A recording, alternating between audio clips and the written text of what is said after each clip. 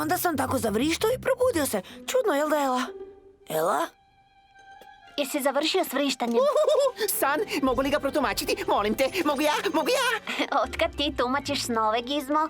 Instalirao sam novi softverski paket, tumačenje snova i održavanje robota. E sad, Luka, tvoj san znači da se plašiš da je došlo do kratkog spoja na tvojim retroprovodnicima i da ti je potrebna nova pločica slučaja plazme. Luka nije robot. Da, oprosti. U tom slučaju ti ne mogu pomoći. Moj san i onako vjerojatno ništa ne znači. Ja ne bi bila toliko sigurna u to. Mislim, sanjao si Borisa, dečka koji je provalio u vašu kuću, a malo prije smo ga vidjeli. Stoga je logično da ti on na pameti. Vidjeli ste Borisa? Družio se s onim nasilnikom Perom u skate parku. Ta djeca su loša vijest. Luka, nakon što si spriječio da Borisa privedu u policiju, rekao si da mu opraštaš, ali nikada više nisi pitao za njega. Što to radiš? Makni mi se s puta! Otvori ta vrata, odmah! Možda tvoj san znači... Možda ti nešto govori da bi se trebao sprijateljiti s njim, prije nego li mu se ponovno nešto loše dogodi.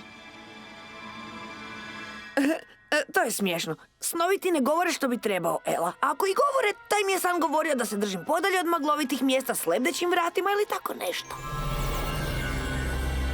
Super knjiga! O ne, ne opet, ne još jedna avantura sa super knjigom. O, molim te!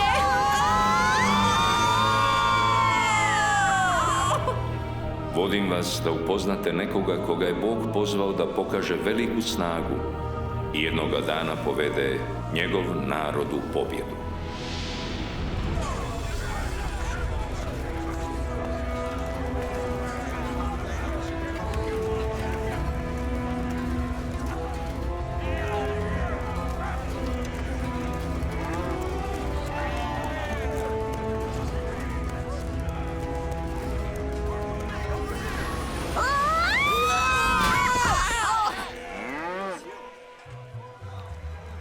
Ovce? Kakvog ćemo tog heroja upoznati u štali punoj ovaca?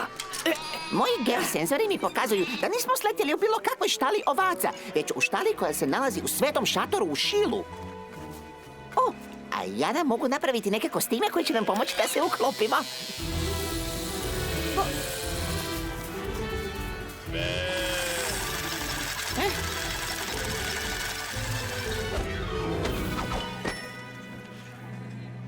Ostalo je još i za tebe, prijatelju mali.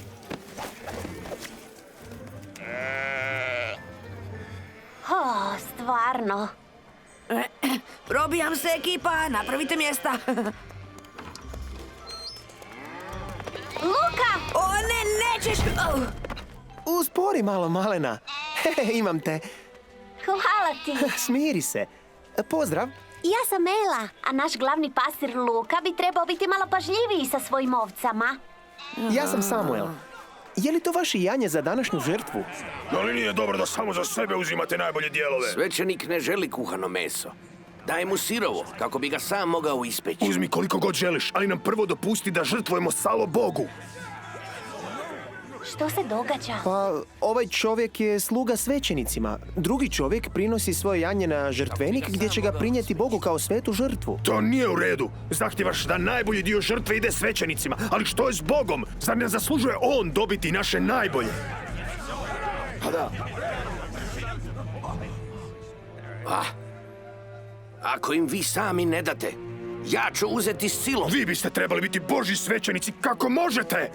Možda bi i radije da nekom drugom dopustimo da danas žrtvuje umjesto tebe.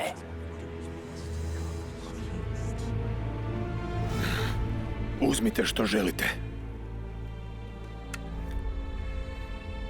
Oni bi trebali uzeti svoj dio koji preostane nakon prinosa najboljih dijelova. Ovime što rade, oni griješe protiv Boga.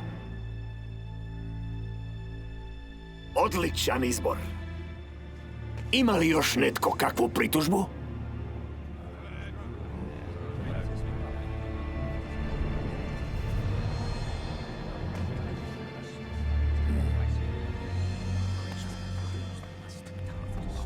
Dobro.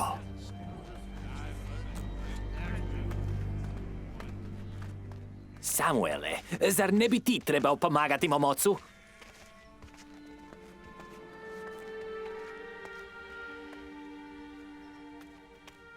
Luka, misliš li da je Samuel taj kojeg super knjiga želi da upoznamo? Ne, super knjiga je rekla da će to biti netko koga je Bog pozvao, a Samuel je još dječak. Samuel, je li svećenik rekao da ti radiš za njegova oca? Da, ja sam sluga velikom svećeniku Eliju, a ona dvojica su njegovi sinovi, Finijas i Hofni. Koliko dugo već radiš za Elija? Oduvijek sam u njegovoj službi.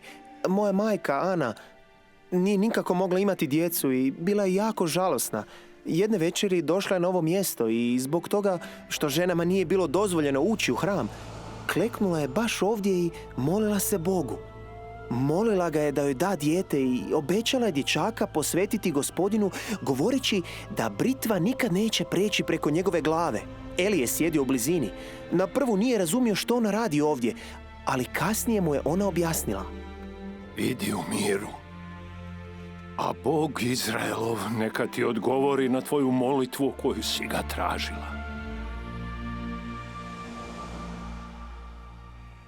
I ti si taj sin. Ubrzo nakon što sam se rodio, doveli su me ovdje i posvetili Gospodinu u službu. Otada sam stalno s Elijem. Samuele, zna li veliki svećenik Eli što njegovi sinovi rade? Eliju se to ne sviđa, ali on ne kontrolira svoje sinove. Recite mi, zašto ste vi došli ovdje? A nas troje smo došli ovdje kako bismo i mi služili. Vas troje? Da, ja, Ela i Gizmo. Tko je Gizmo? Dobro, dobro. Daću vam jedan šal i nikada neću imati...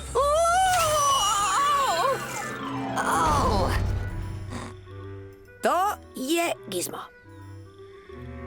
Biste li voljeli doći i pomoći mi u hramu? Misliš služiti hramskom svećeniku Eliju? Voljeli bismo. Ali ženama nije dozvoljen ulazak u hram. Što? One služe Gospodinu na druge načine. O, izvoli, Ela. Moglo bi večeras biti hladno, pa će ti trebati više nego meni. Gizmo! Djevojkama nije dozvoljeno, ha? Super.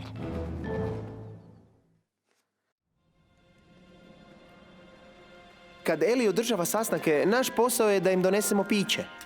Čekajte, mislim da je on sad tamo. Sram me kad čujem za takve stvari. Čovjek mi je prorekao da ćete zbog vašeg nepoštivanja Gospodina u istom danu obojica izgubiti svoj život. Nitko ne voli sumorne proroke. Treba mi neka zabava. Izađimo van, da vidimo koje su žene došle u hram. Što on misli, tko je on? On uzima najbolje dijelove kada mu ih donesemo. Spravednik.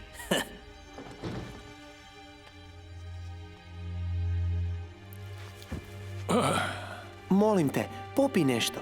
Osjećat ćeš se bolje. Samuele, tako si dobar prema meni i tako dobar prema našem Bogu. Kad bi samo...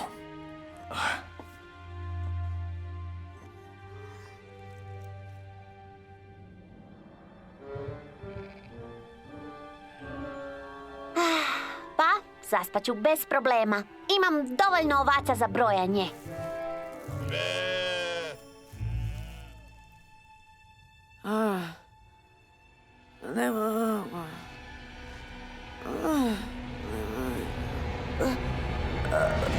Luka, pomozi mi!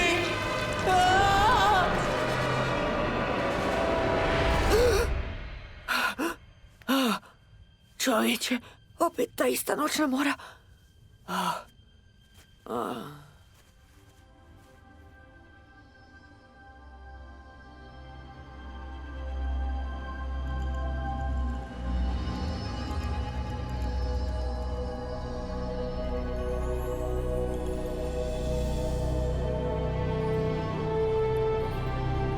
Samuele, Da, što je? Jesi li me ti zvao? Ne, ja te nisam zvao. Sad se vrati na spavanje.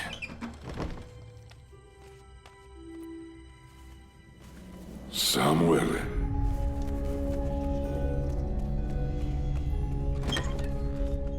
Evo me, zvao si me. Ja te nisam zvao, sine moj. Sad se vrati na spavanje.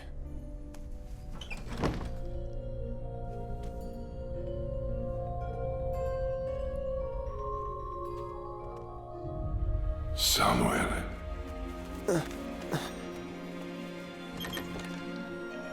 Evo me, jer zvao si me.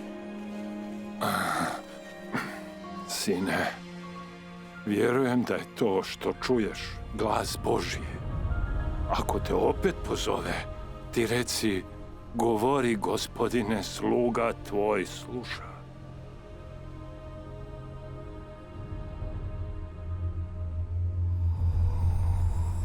Samuele.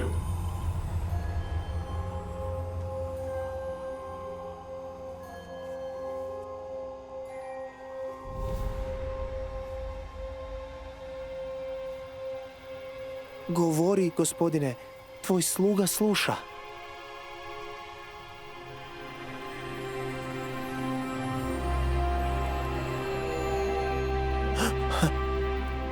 Gle, ja ću učiniti nešto u Izraelu, da će svakomu koji to čuje zazujati oba uha njegova. U onaj dan izvršit ću nad Elijem sve što sam govorio za dom njegov, od početka do kraja.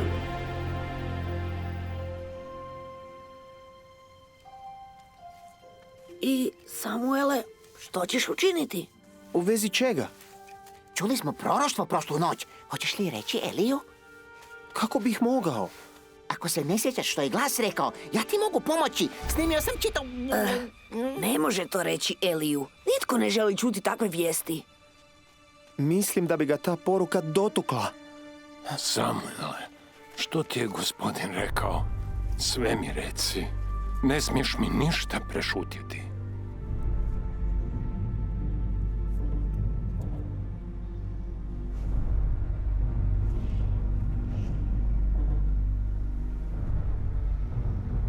Kada sam čuo da me glas zove, odgovorio sam kako si mi rekao. Onda mi je Gospodin progovorio. Bog će ukloniti tvoje sinove i tvoje svećeništvo. Rekao mi je da je to zato jer si znao za grijehe svojih sinova, a nisi učinio ništa da ih spriječiš. Tvoja obitelj će platiti cijenu zbog nepoštovanja prema Bogu. On je Gospodin. Neka učini ono što je dobro u njegovim očima.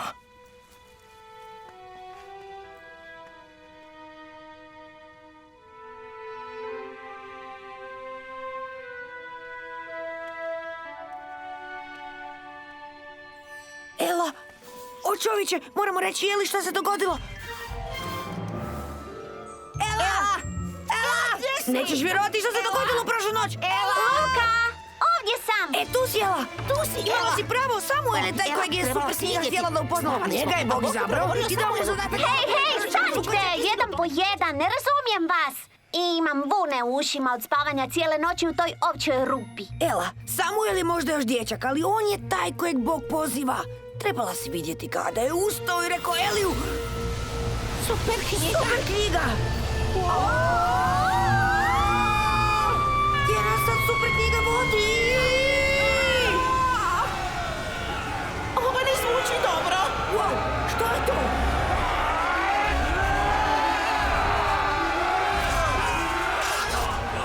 Gospodin je ispunio svoje obećanje da će Filistejci poraziti izraelski narod.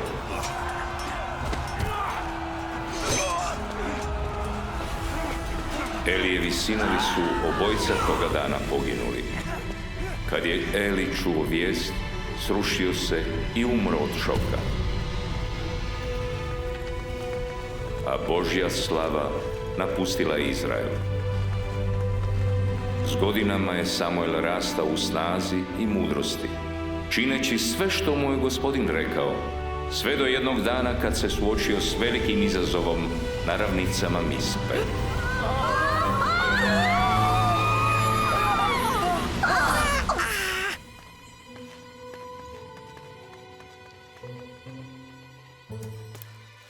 Hej, ekipa, pogledajte, tamo je Samuel i odrastao je, kako je super knjiga i rekla. Što to rade? Čini se kao neka vrsta ceremonije. Samuele! Samuele, Filistejci se približavaju. Čuli su da se ovdje okupljamo i sada su na putu ovamo da nas unište. Nemoj prestati vapiti pred gospodinom da nas izbavi od Filistejaca. Molim vas, svi ostanite mirni. Nastavit ćemo moliti i prinijeti žrtvu pred gospodinom. Ali ovdje se nalazi samo mali broj vojnika. Ne možemo vas zaštititi. Bog će nas zaštititi.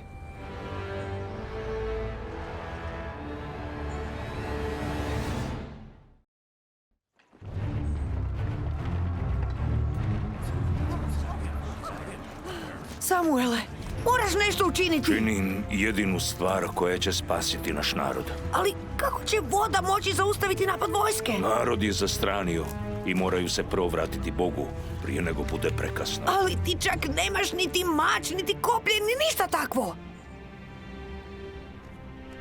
Vjeruj Bogu.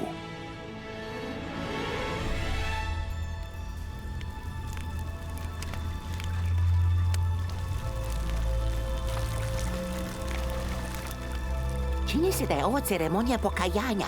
Samuel izlijeva vodu, narod se naglas kaje, a onda on pred Bogom pali žrtvu paljenicu.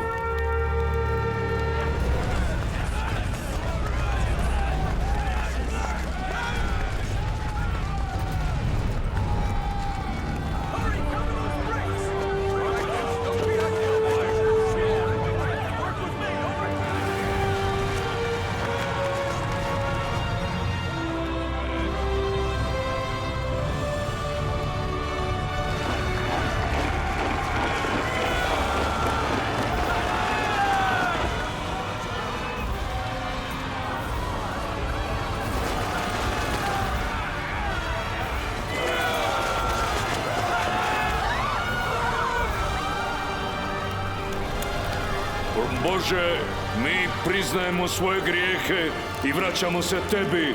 Molimo te da nas izbaviš.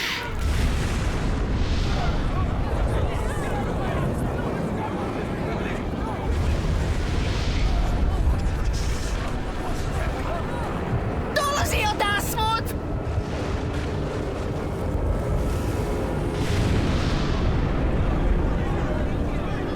Svi se zaustavite! Povlačenje! Povlače se! Uplašili su se! Bježi! Bježi! Povlače se! Slava gospodinu!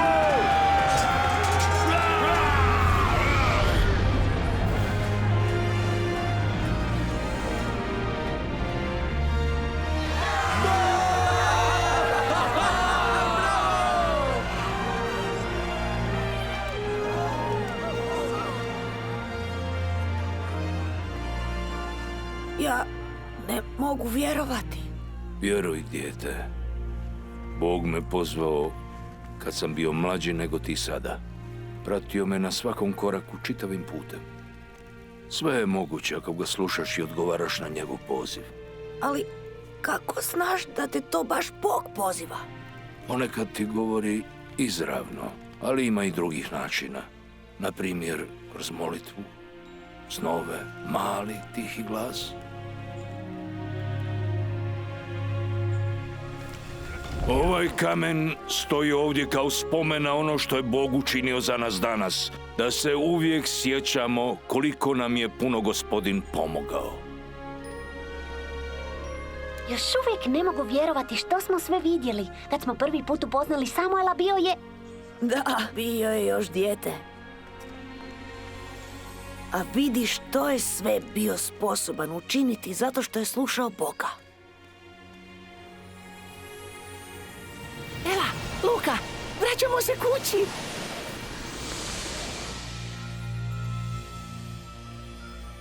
Hajdemo. Luka, kamo ideš? Mislim da ga Bog poziva. Jej, Pero, pokaži Borisu kako si razvalio ovu cijev. Napravi i ti isto i možeš skatat s nama. Uhu!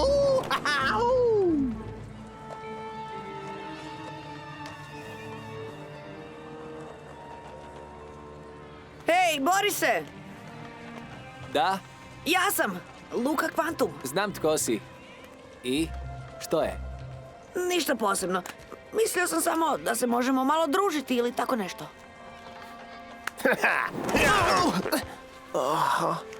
Čuj, bio si dosta cool što me nisi prijavio policiji kad sam, znaš, došao u tvoju kuću onda. Ali to ne znači da smo prijatelji. Da, ali možemo biti. Da. Je li kad radiš okret 360? Stalno. Ali ne bez da padnem ravno na stražnicu. A vidi ovo. Znam trik kako zadržati skate bez da se okrene. Aj, pokaži mi. Ali svejedno nismo prijatelji. Naravno.